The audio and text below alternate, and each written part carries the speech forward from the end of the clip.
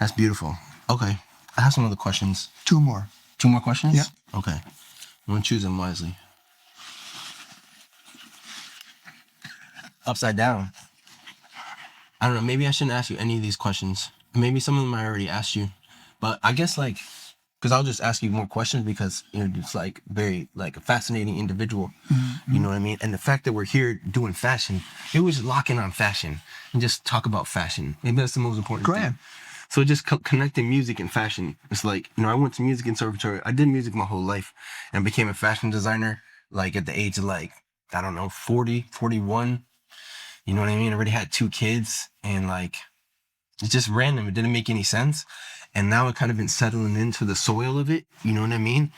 And hanging out with you and doing these things. And I just see it. And so maybe my question would be when you see it, I know that you're fashionable and musicians are naturally fashionable because we are on a stage for people to look at us. So we're not ignorant of that.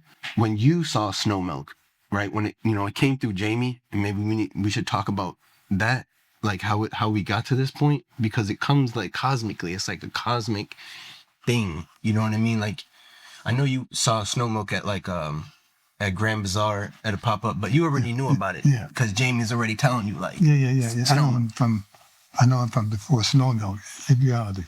Yeah. But if you're asking me how is fashion connected with what I do for a living, fashion is probably one of the things that I do in conjunction with my talent to play the bass. Mm. I think when I walk on the stage and I'm wearing this, that gets people to stop drinking the beer. Right. I stop tying their shoelaces. I stop figuring out how they're going to steal this music without being busted by somebody else. I have their attention. Right. And I insist on having their attention. And if I have to play to get their attention, I'm doing something wrong before that's necessary. You should already have it just by me coming on the stage, just looking crisp. I'm feeling like that, absolutely. And enough of the audience feel that. Mm. Everybody won't. They say, oh, he's look, yeah, okay. I saw your socks. I mean, I felt it right away, man. Yeah. I felt it right away. Nice. Okay.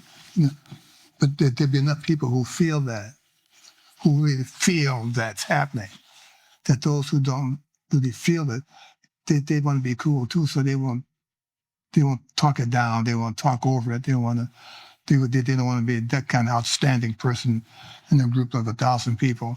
There's one guy talking stuff, oh, he's still drinking beer, and yeah.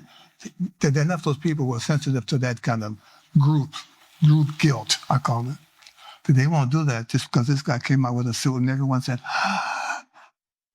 he's trying to figure out how come he didn't say it. And when you get this guy, I'm looking for him. Because he's the guy who needs whatever I can give him from this performance. Right. You know? And when I wear this suit or what I'm wearing, I've already got him in my corner because he wants to know who's that dude? Yeah, who's wearing that kind of stuff? You know? And how come you dress like that, man? Word.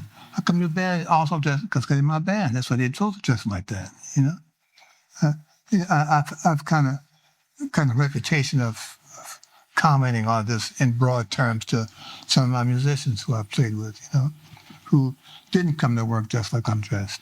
Right. You're trying to tell them that? Hey, man, well, I got in a kindness way, in a softest way? I tried that. It didn't really work. Okay.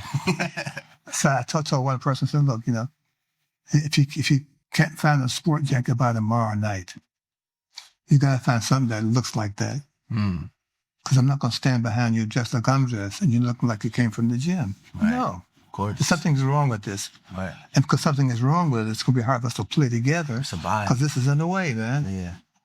You got to say, well, man, yeah. Case closed. Just find the blazer, man. You just got to find it. Yeah. And some kind of between the 10 o'clock show that night and 8 o'clock downbeat, he found 2, man. And said, hey, man, which one you want best? I said, look, whatever fits you, that do not, you want to play a few choruses, what, this one or this, what, you know? Right. And then my friends who know the story, they say, I'm not surprised.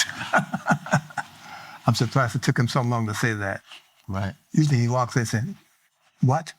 So, and I enjoy the humor, but they missed the point.